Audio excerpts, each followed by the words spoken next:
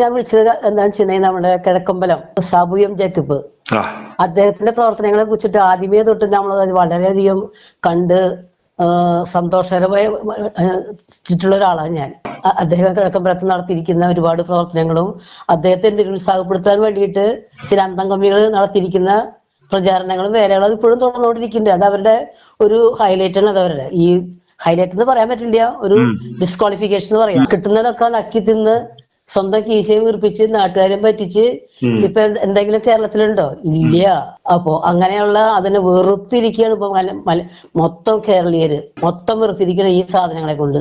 ഇപ്പോ ഈ കുന്നത്തുനാട് MLA എന്ന് പറഞ്ഞ സാധനം, അവൻ അവന്റെ ജാതി പറഞ്ഞല്ലേ എല്ലാ ആനുകൂല്യങ്ങളും പറ്റി അവൻ ഈ ഇപ്പോ എന്താണ് പണ്ടുണ്ടായിരുന്ന സുപ്രീം കോടതി ജഡ്ജി KG ബാലകൃഷ്ണൻ, ഞാൻ കോടതിയിൽ വർക്ക് ചെയ്തെന്നാണ്. KG ബാലകൃഷ്ണന്റെ മരുമോനാണ് ഈ പറഞ്ഞ വ്യക്തി. അപ്പൊ ഇവരെല്ലാവരും ഈ SC ആനുകൂല്യങ്ങൾ പറ്റിക്കൊണ്ട് അതിന്റെ എല്ലാതും ചെയ്തുകൊണ്ട് ഇവർ ഈ സ്ഥാനത്തൊക്കെ എത്തി. ഇത് പറഞ്ഞിട്ട് ഈ ബേസിൽ അവൻ MLA ആയി. അപ്പൊ എന്തുകൊണ്ട് ഇവര് ജാതി പറയുമ്പോ ഈ ജാതിയുടെ കുളത്തിൽ എന്തിനാ അവൻ പുലയുന്നുണ്ട്? അല്ല, ജാതി പരാമർശിച്ചിട്ടുള്ള പോലും ഇല്ലെന്ന് ഓർക്കണം.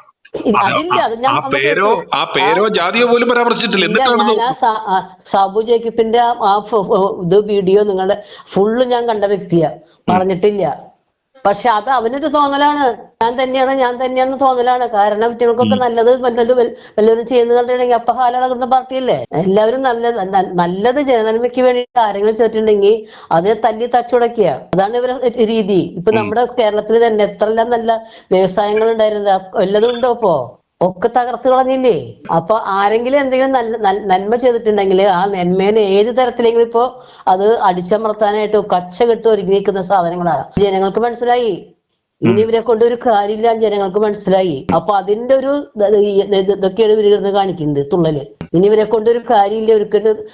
ഒരു കോടി രൂപയുടെ ആനുകൂല്യങ്ങൾ ഈ ജനങ്ങൾക്ക് വേണ്ടിയിട്ട് അല്ലെങ്കിൽ നമ്മുടെ വികസനം എന്തോ ആട്ടെ ഉണ്ടെങ്കിൽ അതിൽ 60 ലക്ഷത്തോളം ഇവര് കീശയിലല്ലേ പോണത്.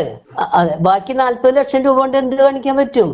ഇപ്പൊ സർക്കാർ ജീവനക്കാർക്ക് ഇപ്പൊ ഞങ്ങളെ പോലുള്ളവർക്ക് പെൻഷൻ വരെ കിട്ടുന്നുള്ള കാര്യത്തിൽ ഇപ്പൊ ഡൗട്ടായിട്ടിരിക്കുക.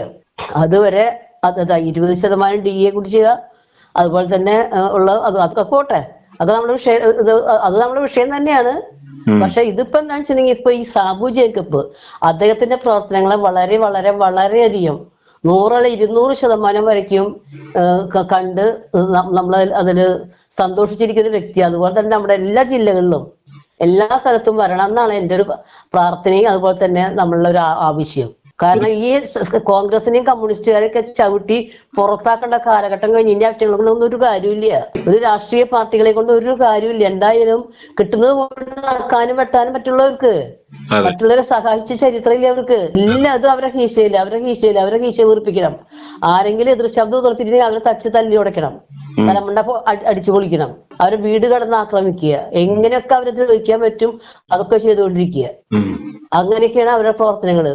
പിന്നെ ഇതിൽ തന്നെ ഒന്ന് രണ്ട് ലേഡി ഈ ഇതിന്റെ നമ്മൾ പറയുമ്പോ നെഗറ്റീവും പോസിറ്റീവും കൂടി ഉണ്ടാവണല്ലോ. പക്ഷെ അവര് പറഞ്ഞത് നെഗറ്റീവായിട്ട് എനിക്ക് തോന്നിയില്ല. കാരണം 45 കൊല്ലത്തോളം അവർക്ക് പട്ടയം കിട്ടാതിരിക്കുന്ന ഒരു അവസ്ഥയാണ് അവര് പറഞ്ഞത്.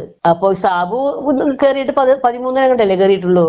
അപ്പൊ അതിക്ക് മുന്നുള്ള കാലത്തൊക്കെ ഇവരവിടെ ഉണ്ടായിരുന്നവരല്ലേ. നമുക്കൊരു സ്ഥലം, ഒരു വീട് പണിതത് കിട്ടണമെങ്കിൽ നമുക്ക് സ്വന്തമായിട്ട് ഭൂമി ഉണ്ടാവണം അല്ലേ? എങ്കിൽ തന്നെയല്ലേ ഒരു വീടോ എന്തെങ്കിലും ഒരു സഹായം നമുക്ക് ചെയ്യാൻ പറ്റുള്ളൂ. അപ്പൊ ആ സ്ത്രീ പറഞ്ഞതിനോട് എനിക്ക് യോജിപ്പില്ല. കാരണം അത് ഒരു പുറമ്പോക്ക് ഭൂമിയാണ്.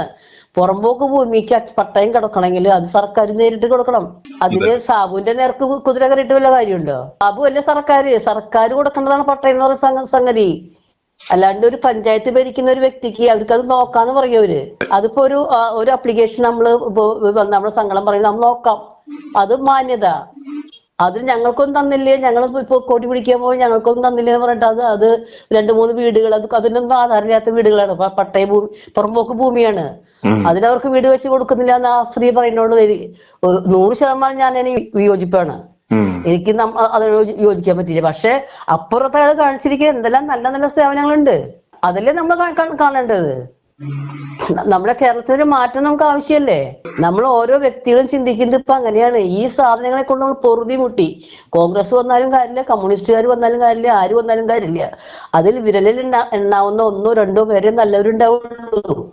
പക്ഷെ ഒക്കെ പിന്നെ 98% 99% പോക്കാണ്. അപ്പോ സാബു ജേക്കബിന്റെ ഈ 2020 എല്ലാ സ്ഥലത്തും വരണം എന്നാണ് നമ്മുടെ ആഗ്രഹം. അതിനുവേണ്ടി നമ്മളിപ്പോ ഇത്തിരി പ്രായമുള്ള ഒരാളാണ്, 67 ഏജിന്റെ അവിടേക്ക് എത്തി. എന്നിരുന്നാലും നമ്മളെ കൊണ്ടാവുന്ന വിധത്തിലൊക്കെ നമ്മൾ അതിനു വേണ്ടിയുള്ള കാര്യങ്ങളൊക്കെ നമ്മൾ ചെയ്യും. നമ്മൾ ഒരുപാട് പേര് പറഞ്ഞിട്ടുണ്ട്. അപ്പൊ അവരൊക്കെ വില്ലിങ് മടുത്തു ഞങ്ങൾക്ക്. ഇത് കിഴക്കമ്പലത്തിന്റെ അത് കാണുമ്പോൾ തന്നെ ആ റോഡുകളും ആ വീടുകളും അതുപോലെ തന്നെ അവരുടെ ഭക്ഷ്യസുരക്ഷ മാർക്കറ്റൊക്കെ കാണുമ്പോൾ നമ്മൾക്ക് കോരി തരിക ചെയ്യുന്നത് ഇത്രയും നല്ല പ്രവർത്തനം കൊണ്ടല്ലേ. നമുക്ക് നമ്മുടെ കോളുകൾ അറ്റൻഡ് ചെയ്യാൻ, അതുപോലെ തന്നെ അത് പുറം ലോകത്ത് എത്തിക്കാൻ താല്പര്യമുള്ള വ്യക്തികളെ നമ്മൾ വിളിക്കുള്ളൂ, അല്ലാത്തവരെ വിളിച്ചിട്ട് കാര്യമില്ലല്ലോ. അപ്പൊ അതുകൊണ്ടാണ്. അപ്പൊ കണ്ടപ്പോ എനിക്ക് വളരെ സന്തോഷം തോന്നി. പല സ്ഥലത്തുനിന്ന് വിളിക്കുന്നുണ്ട്, നിങ്ങളെ വിളിച്ചോണ്ട്. പിന്നെ നമ്മളെ മടുത്തു.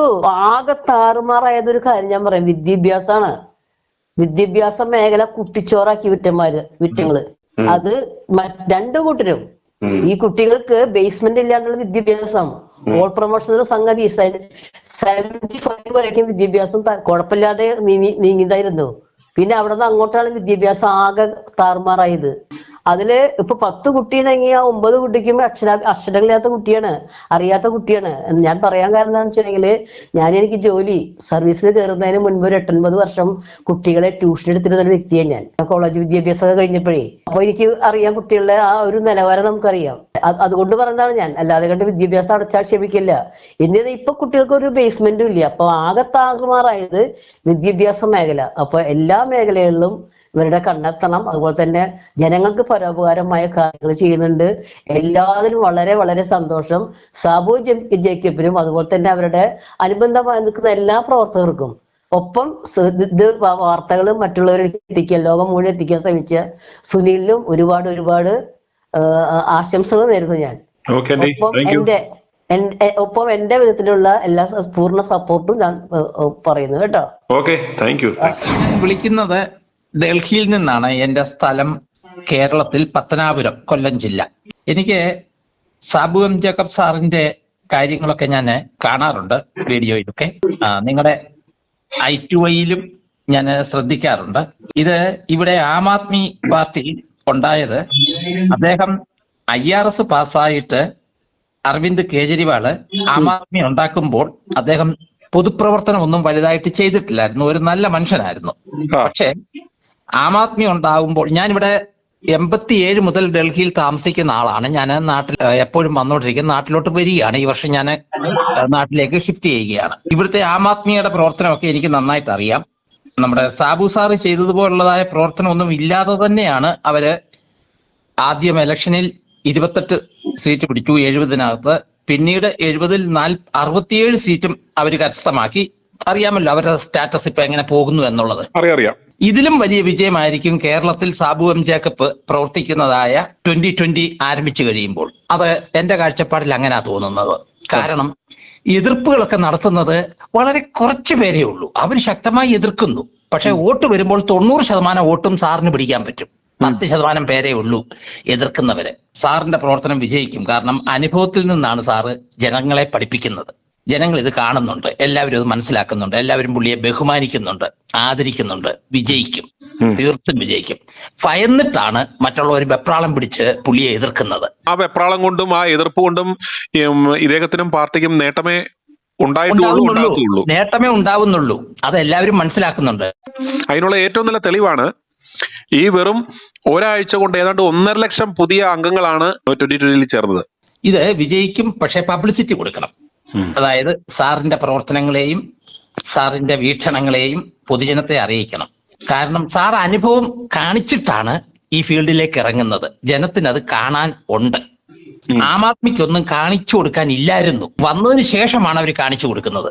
ആരംഭത്തിൽ അവർക്ക് പറയാനും അതുപോലെ ഞങ്ങൾ അങ്ങനെ ചെയ്യുമെന്നുള്ളതായ കാര്യങ്ങൾ പ്രോമിസ് ചെയ്യാനും മാത്രമേ പറ്റിയുള്ളൂ. പക്ഷെ അവരത് ചെയ്യുന്നുണ്ട്. അതുകൊണ്ട് പഞ്ചാബും അവർ പിടിച്ചെടുത്തു. അവർ കേരളത്തിൽ വന്ന് പിടിക്കാൻ നോക്കി. പക്ഷെ കേരളത്തിൽ അവർക്കൊന്നും പറയാനില്ല. ഡൽഹിയിലെ കഥ പറയാനേ ഉള്ളൂ. പക്ഷെ സാബു എം ജേക്കബിന് സ്വന്തം നാട്ടിൽ അനുഭവസ്ഥരായ ആൾക്കാർ പിറകിലുണ്ടല്ലോ. നമ്മുടെ വരുന്ന നിയമസഭാ തെരഞ്ഞെടുപ്പിൽ ഒരു ശക്തമായ ഒരു മുന്നണിയായിട്ട് വന്നു കഴിയുമ്പോൾ, ശക്തമായ മുന്നണി ആവുമ്പോൾ ഈ ആം ആദ്മി ഡൽഹിയിൽ പിടിച്ചതിനെക്കാട്ടിൽ വലിയ വിജയം ഉണ്ടാകും. തീർത്തും ഉണ്ടാകും. കാരണം പൊതുജനം ഇത് മനസ്സിലാക്കുന്നുണ്ട്. കേരളത്തിൽ നല്ലൊരു ഭരണമെന്ന് പറയുന്നത് കമ്മ്യൂണിസ്റ്റും കോൺഗ്രസും മാറി മാറി ഭരിച്ചു. അത് അങ്ങോട്ടും ഇങ്ങോട്ടും മാറി മാറിയാണല്ലോ വരുന്നത്, സ്ഥിരമായിട്ട് വരുന്നില്ല. ഈ ഒരു പ്രാവശ്യമേ ഉള്ളല്ലോ രണ്ടാമതും ഒരു ഭരണം പിടിച്ചത്. എന്തുകൊണ്ട് മാറും? കോൺഗ്രസ് ദുർബലമായി പോയതുകൊണ്ട് മാത്രം. അതെ, ഇപ്പം എല്ലാവരും ദുർബലമായി കിടക്കുകയാണ്. അതുകൊണ്ട് ഈ സാബു എം ജേക്കബിനെയും പൊതുവിലെല്ലാം നേതാക്കളെല്ലാം ഭയക്കുകയാണ്.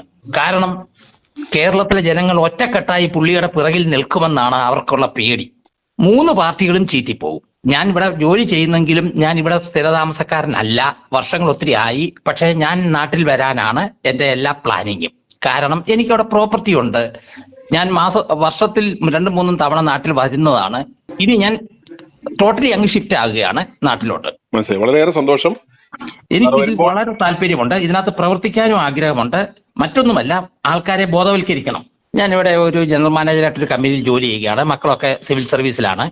അത് കഴിഞ്ഞ് ഞാനും വൈഫും മാത്രമേ ഉള്ളൂ. അതുകൊണ്ട് എനിക്കിവിടെ കുറെ കാര്യങ്ങളൊക്കെ അറിയാം. മോൻ മിനിസ്ട്രിയിലൊക്കെ ജോലി ചെയ്യുന്ന ആളാണ്. അതുകൊണ്ട് എനിക്ക് പൊതുവായിട്ടുള്ള കാര്യങ്ങൾ കുറെ അറിയാം.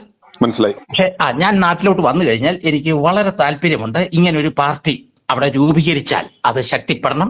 കേരളം ഒന്നാകെ അത് ബോധവൽക്കരിക്കണം. കാരണം നമ്മുടെ നാട് നശിച്ചുപോയി. എന്തുകൊണ്ട് നശിച്ചുപോയി? നേതാക്കള് നന്നായിട്ട് കൊണ്ടുവന്നു കഴിഞ്ഞാൽ ഏത് രാജ്യവും നന്നാക്കിയെടുക്കാം. ഞാൻ ഒരുപാട് രാജ്യങ്ങളുടെ ചരിത്രങ്ങളൊക്കെ പഠിച്ചിട്ടുള്ള വ്യക്തിയാണ്. എനിക്ക് കാര്യങ്ങളൊക്കെ പറയാൻ വന്ന ഒരുപാടുണ്ട്. ഈ ആം ആദ്മി പാർട്ടി വിജയിച്ചതിന്റെ ചരിത്രം എനിക്ക് നന്നായിട്ട് അറിയാം. കാരണം ഞാനും അതിനകത്ത് ഹെൽപ്പ് ചെയ്യാൻ ആദ്യം ഉണ്ടായിരുന്നു. മറ്റു നിലയിലൊന്നുമല്ല, കഴിയുന്ന നിലയിലൊക്കെ വോട്ട് പിടിക്കാനായിട്ട്. കാരണം അദ്ദേഹം ഒരു നല്ല മനുഷ്യനാണ്, അരവിന്ദ് കേജ്രിവാൾ എന്ന് പറയുന്ന വ്യക്തി. ആം ആദ്മിയുടെ ഒരു വിജയത്തിന്റെ പിന്നിൽ ശരിക്കും ചുക്കാൻ പിടിച്ചത് ആരൊക്കെയാ? അത് ഒരുപാട് പേരുണ്ട്. അത് എല്ലാം പുതുമുഖങ്ങളായിരുന്നു. അതായത് ആം ആദ്മി എന്ന് പറയുമ്പോൾ അരവിന്ദ് കേജ്രിവാൾ ആണ് അതിന്റെ മെയിൻ ഹെഡ്. പക്ഷെ ആരംഭത്തിൽ തുടങ്ങിയവരൊക്കെ പുള്ളിയിൽ നിന്ന് വിട്ടുപോയി. അതിന് ചില കാരണങ്ങളൊക്കെ ഉണ്ട്.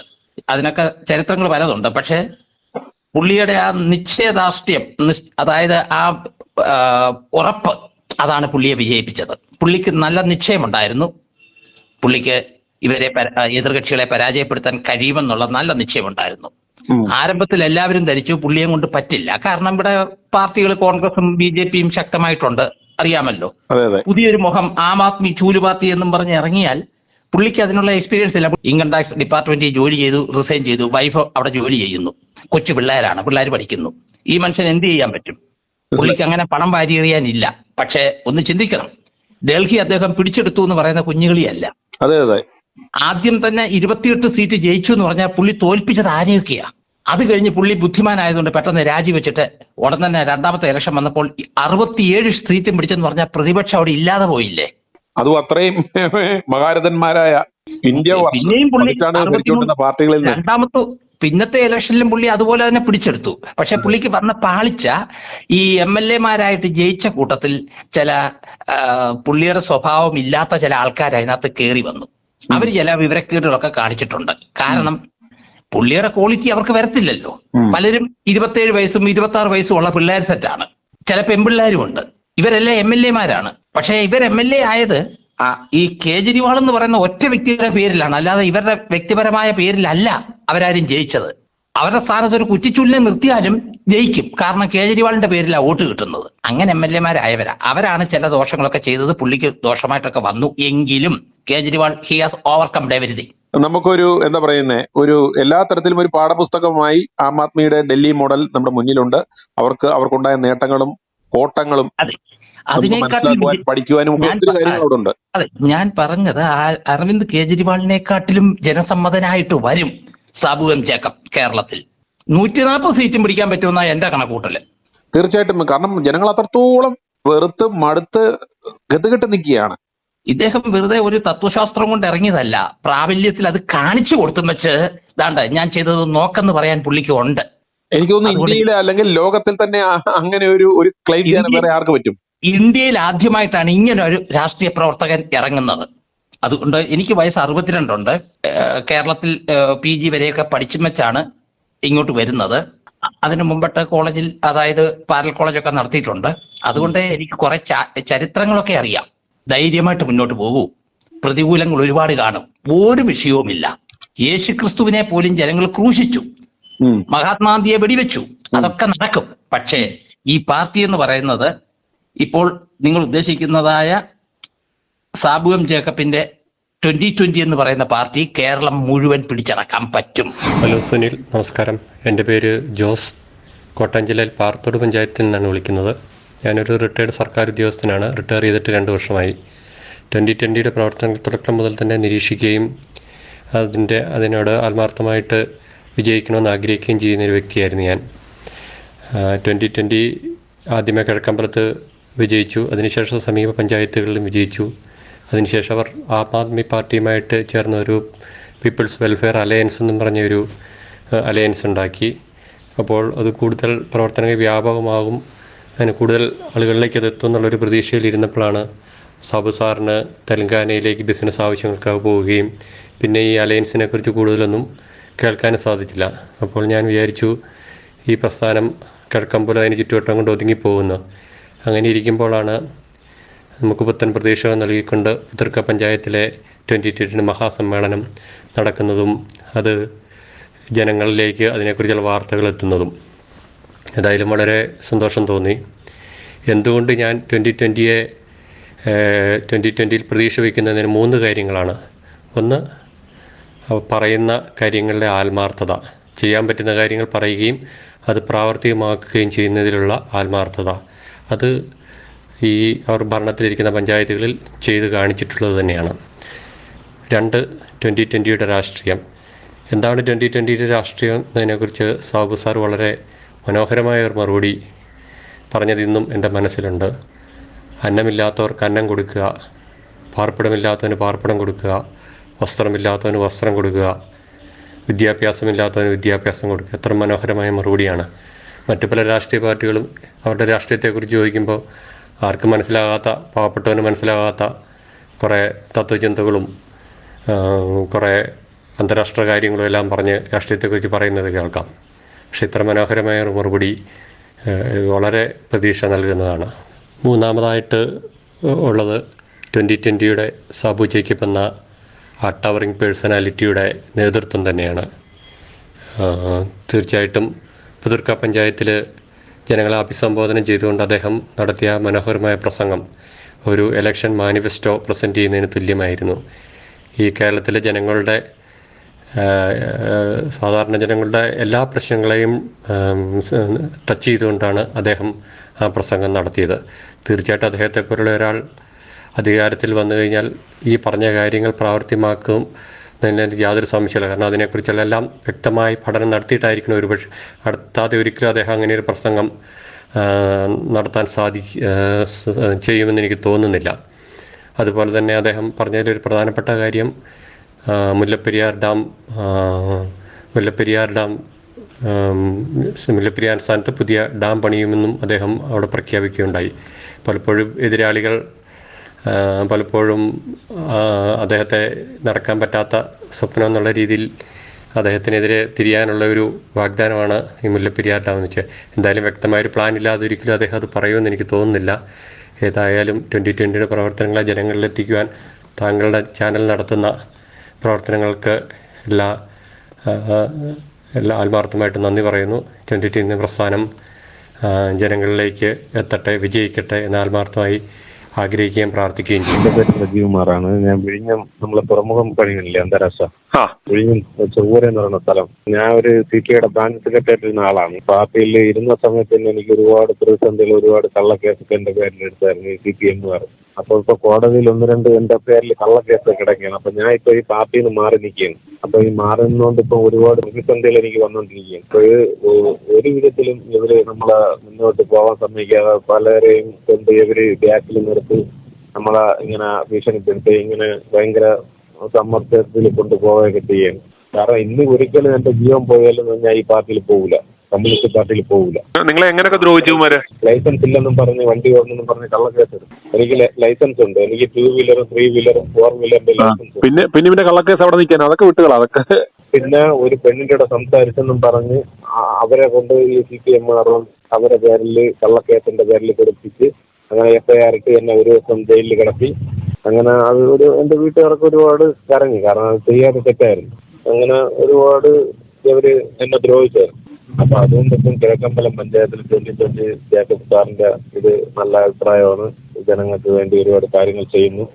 അങ്ങനെ ഇപ്പൊ ഞാൻ ഇവിടെയുള്ള ഇത് ക്രിസ്ത്യാനികൾ നമ്മൾ അടിമലത്തുറ എന്ന് പറയുന്ന ഒരു സ്ഥലമുണ്ട്, അതായത് തീരദേശ മേഖല. അപ്പൊ ആ തീരദേശ മേഖലയിലുള്ള ജനങ്ങളോടത്ത് ഞാൻ ചോദിച്ചു, ഇങ്ങനെ ഒരു നല്ലൊരു പാർട്ടിയുണ്ട്, അതായത് കിഴക്കമ്പലം എന്ന് പറയുന്ന ഒരു പഞ്ചായത്തിൽ 2020 എന്ന് പറയുന്ന ജേക്കബ് സാറിന്റെ കീഴിലാണ് ആ ഒരു ഭരണം നടക്കുന്നത്, നമുക്ക് അതിനെ ഇങ്ങോട്ട് കൊണ്ടുവരാമെന്ന് ചോദിച്ചപ്പോൾ ജനങ്ങൾ ഫുൾ സപ്പോർട്ടാണ് എനിക്ക് തന്നിരിക്കുന്നത്. അപ്പം കാരണം എന്ന് വെച്ച് കഴിഞ്ഞാൽ ഇവിടെ ജനങ്ങൾക്ക് ജീവിക്കാൻ പറ്റാത്ത രീതിയിലുള്ള വിലയാണ്. കാരണം അരിക്ക് തന്നെ 65 രൂപ, സാധാരണക്കാർക്ക് ജീവിക്കാൻ വളരെ ബുദ്ധിമുട്ടാണ്. അരി മാത്രമല്ല, വ്യഞ്ജന സാധനങ്ങൾ ഒരു സാധനം വാങ്ങാൻ പറ്റാത്ത രീതിയിലെ വിലയാണ്. അപ്പം അന്നന്ന് ജോലി ഇല്ലെങ്കിൽ, ഒരു 2-3 ദിവസം ജോലി ഇല്ലെങ്കിൽ അവർ വീട് പട്ടിണിയാണ്. അങ്ങനെ വളരെ ദയനീയ അവസ്ഥയിൽ പെട്ടുകൊണ്ടിരിക്കുകയാണ് ഇവിടെയുള്ള, അതായത് ക്രിസ്ത്യാനികളായിരുന്നാലും നമ്മളെ കരയിലുള്ളവരായിരുന്നാലും ഭയങ്കര ദയനീയ അവസ്ഥയിൽ പെട്ടുകൊണ്ടിരിക്കുക. അപ്പോൾ നമുക്ക് ഇങ്ങനെ ഒരു കിഴക്കമ്പലം ഇങ്ങനെ ഒരു ഭരണം കാഴ്ചവെക്കുമ്പോൾ അത് ഇവിടെ ഫുൾ സപ്പോർട്ട് തന്ന് ആ ഒരു ഭരണത്തിന് ഇങ്ങോട്ട് കൊണ്ടുവരണമെന്നാണ് ഇവിടുത്തെ ജനങ്ങളുടെ അഭിപ്രായം. ഭരണം ഇവിടെ കൊണ്ടുവരണം. കാരണം ഇവിടെ കമ്മ്യൂണിസ്റ്റും കോൺഗ്രസ്സുകാരും ഇവിടെ ഭരിച്ചിട്ട് ഇവിടെ ജനങ്ങളെ ജീവിക്കാൻ പറ്റാത്ത രീതിയിൽ ആക്കി വെച്ചിരിക്കുകയാണ്. അതുകൊണ്ട് നമുക്ക് ഒരു നല്ലൊരു ഭരണം കിട്ടാൻ വേണ്ടി നമ്മൾ കാത്തിരിക്കുകയാണ്. അതുകൊണ്ട് ഈ 2 പാർട്ടിയെ കൊണ്ട് ഇവിടെ മടുത്തിരിക്കുകയാണെന്നാണ് ജനങ്ങളുടെ അഭിപ്രായം. കാരണം ഇവര് ഒരു അഡ്ജസ്റ്റ്മെന്റ് ആണെന്ന് അവർ കൂട്ടുമ്പോൾ ഇവര് അതിനെ പിന്തുണയ്ക്കും, എന്നിട്ട് ബാക്കിൽ നിന്ന് 2 പേരും കൂടെ കൈ കൊടുക്കും. അതാണ് ഇവിടെ നടന്നുകൊണ്ടിരിക്കുന്ന സംഭവങ്ങൾ. ജനങ്ങൾക്കെല്ലാം മനസ്സിലായി, ജനങ്ങൾ അതാണ് ഇങ്ങനെ പറയുന്നത്. ആ പാർട്ടി കേരളം മൊത്തവും രൂപീകരിച്ച് ജനങ്ങളെ കണ്ണീര് ഒപ്പണമെന്നാണ് എൻ്റെ അഭിപ്രായം. കാരണം ഞാൻ 17 വർഷം കൊണ്ട് ഞാൻ ഒരു ഓട്ടോ ഡ്രൈവറാണ്. അപ്പൊ ഈ ഓട്ടോ ഓടിയാണ് എന്റെ കുടുംബം ഞാൻ മുന്നോട്ട് കൊണ്ടുപോകുന്നത്. എന്റെ പേര് യോഹന്നാൻ. പുനലൂരിനടുത്ത് കരവാളൂർ എന്ന് പറയുന്ന സ്ഥലത്താണ്. ഞാൻ കൃഷിപ്പണിയൊക്കെ ചെയ്തുകൊണ്ടിരിക്കുക. ഞാൻ ആ സാറിന്റെ പ്രസംഗമൊക്കെ കേട്ടു. ചെറുപ്പം മുതലേ ഞങ്ങളൊക്കെ ഈ നാട്ടിൽ നല്ലത് നടക്കണമെന്നും അതിനുവേണ്ടി നിലകൊള്ളുവാനും ഒക്കെ വലിയ താല്പര്യമുള്ള ആളുകളാണ്. ഇപ്പോഴത്തുള്ള രാഷ്ട്രീയ പാർട്ടികളൊക്കെ അതിൽ നിന്നെല്ലാം വ്യത്യസ്തമാണ്. അവരവരുടെ സ്വാർത്ഥതയും അവരവരുടെ താല്പര്യങ്ങളും അവരവരുടെ ആളുകളോട് കാണിക്കുന്ന മമതയും ഒക്കെ കൊണ്ട് വലഞ്ഞിരിക്കുന്ന ആളുകളാണ്. അതുകൊണ്ട് ഇങ്ങനെ ഒരു ഭരണം വന്നാൽ ഞങ്ങൾക്കെല്ലാം നല്ല ഒരു അന്തരീക്ഷം വരണമെന്ന് ആഗ്രഹമുണ്ട്. അതുകൊണ്ട് ഇങ്ങനെ ഒരു സംരംഭം ഞങ്ങളുടെ ഈ പഞ്ചായത്തിലും ഒക്കെ വരണമെന്നൊരാഗ്രഹമുണ്ട്. അതിനുവേണ്ടി എന്ത് ചെയ്യാൻ പറ്റുമെന്ന് ആലോചിച്ച് ചെയ്യുന്നെങ്കിൽ അതിനെല്ലാം ഞങ്ങൾ അതിന് നല്ല സപ്പോർട്ട് ചെയ്യും. ഈ എത്രത്തോളം ആളുകളെ കൂട്ടാമോ അതിനെല്ലാം ഞങ്ങൾ സഹകരിക്കാൻ തയ്യാറാണ്. ഈ സാറിനെ അറിയിപ്പിക്കാനാണ് വിളിച്ചത്. പക്ഷെ ഇപ്പോൾ സാറിന്റെ പ്രസംഗമൊക്കെ കേട്ട അന്നേരം സാറിനെ നേരിൽ കാണാനും പ്രസംഗം കേൾക്കാനും ഒക്കെ അപ്പൊ ഇത്രയും സത്യസന്ധമായ ഒരാള്, അങ്ങനെ ഒരാളിന് വേണ്ടിയാണ് ഇന്ന് കേരളം കാത്തിരിക്കുന്നത്. അങ്ങനെ അത് തന്നെയാണ്. കാരണം ഇപ്പൊ ആരും അങ്ങനെയുള്ളവരില്ല. രാഷ്ട്രീയം തന്നെ വളരെ ദുഷിച്ച് കിടക്കുന്ന ഒരു അന്തരീക്ഷം കാരണങ്ങളെല്ലാം. കാരണം നല്ല ഒരടിസ്ഥാനമുള്ള കേരളം, വ്യാവസായികമായിട്ടും കാർഷികമായിട്ടൊക്കെ ഉയർച്ച പ്രാപിക്കുന്ന ഒരു കേരളമാണ് ഇന്ന് നശിച്ചു കിടക്കുന്നത്. അത് മാറി മാറി വരുന്ന ഗവൺമെന്റുകൾക്കൊന്നും ഇത് രക്ഷപ്പെടുത്താൻ കഴിയുന്നില്ല.